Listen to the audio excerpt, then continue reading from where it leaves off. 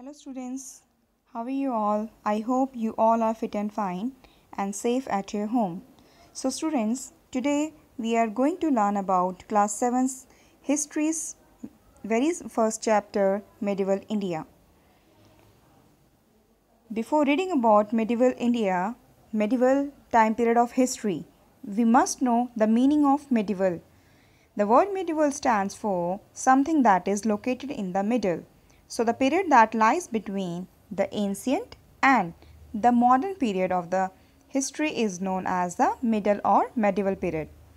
This division is not made on the basis of days or years or any mathematical calculations or measurements, but on the basis of changes in the social, political and economic structure and in the ideas, faiths and beliefs that shows a sharp contrast when compared to the ancient as well as modern times in history. So we already taught you in the class 6 where you have read about ancient time period of the history. In class 7th you are going to read about medieval time period of the history, and in the 8th standard you will be going to learn about modern time period of the history. Medieval time period of the history has been divided into two parts, early medieval period and late medieval period. Now we should know India and its different name. We need to know certain important facts before we set out on our journey to the medieval time. First, our country was called by different names during different period of history. In ancient times, our country was known by the names of Jambudvipa and Bharatavarsha. The Puranas referred Bharatavarsha as the country that was ruled by a tribe called Bharata. The name Bharatavarsha is also mentioned in the Rig Veda. India was also known as the land of the people who lived along the river Sindhu, known as Indus River. What is the importance of medieval period? The later medieval period saw the rise of Muslim dynasties. The Muslim rulers divided political stabilities for many centuries. Overseas trade flourished in this period. Export, import was important part of people's life. The trader did business with other countries as well. Spread of Islam and Bhakti and Sufi movement were some of the important highlights of the medieval period. Now we will read about the sources. Students, to know anything if you want to know, so we must need to know the sources. So sources we have in the medieval period, archaeological sources and literary sources. In archaeological sources there are three sources: monuments, inscriptions and coins. Old temples, mosques, places, forts, tombstones and clock towers are called monuments. There are example Taj Mahal, Fatehpur Sikri in Agra, Red Fort in Delhi and Brindeshwara temple in Thanjavur are the main example of monuments. Now next is our inscription.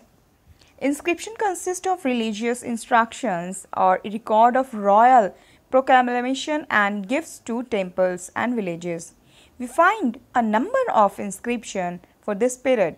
They are found on the walls of Red Fort, Taj Mahal, Fatehpur Sikri and the palace walls of the Rajput.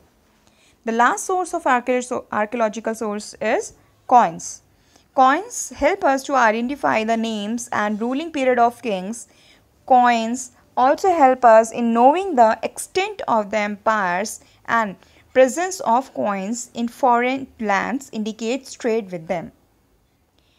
Next is our topic, literary sources.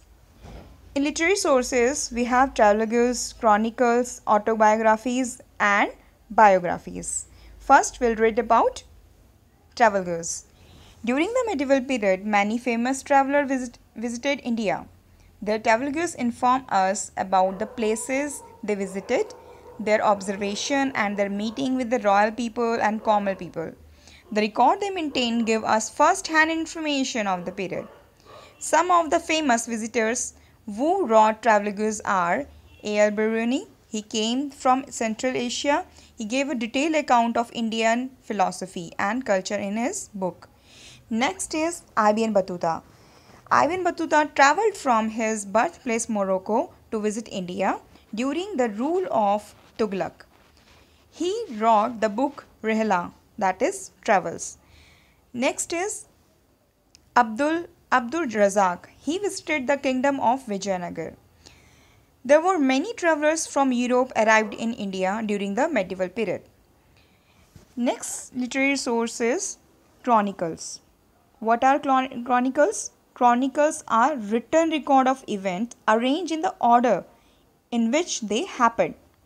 The chronicles would keep record, and most of the time they were the ones whose work gave a detailed account of life and times of kings.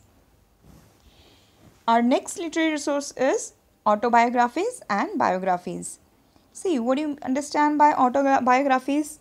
You must have heard about it. Autobiography is the story of a person's life written by the person himself or herself. And what is biography? Biography is the story of person's life which is written by someone else. So students, this is all about this session. Thank you so much.